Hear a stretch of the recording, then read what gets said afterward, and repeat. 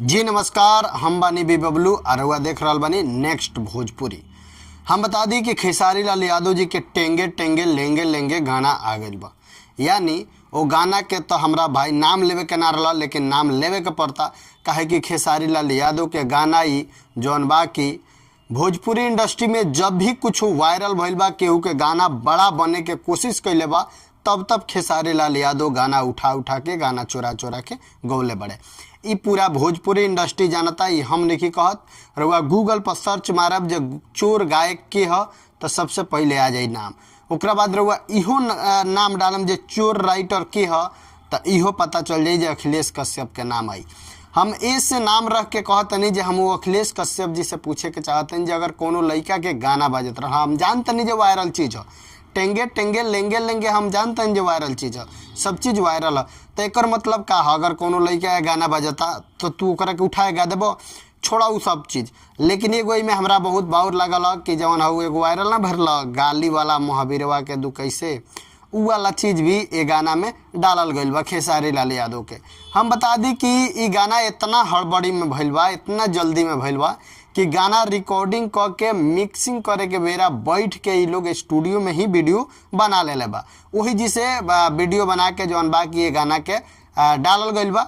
बता दी कि गाना के पूरा रिस्पॉन्स, पूरा क्वालिटी एकदम घटिया बा। कोनो चीज़ कोनो प्रकार से ये गाना बाजे वाला नहीं लागत, ना कोनो प्रकार से ये गाना में जान बा।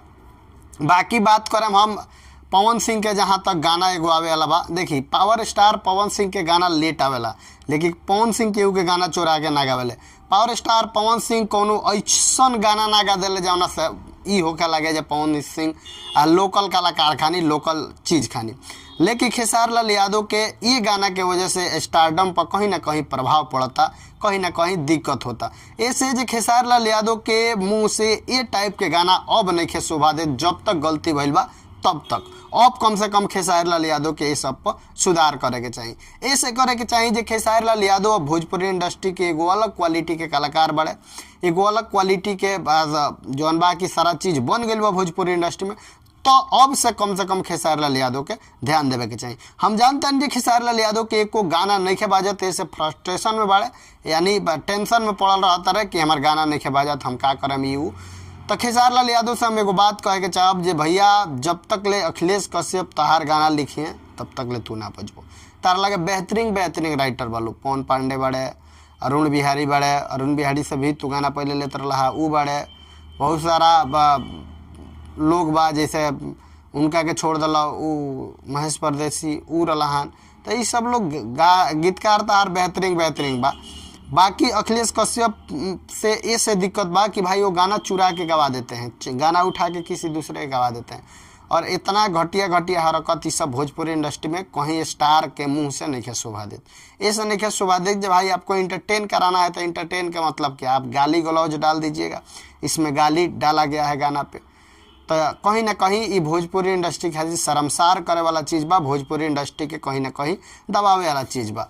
बाकी जितना लोग वीडियो देखता सब लोग से कह दीजिए पावर स्टार पवन सिंह के 6 तारीख यानी काल गाना आई।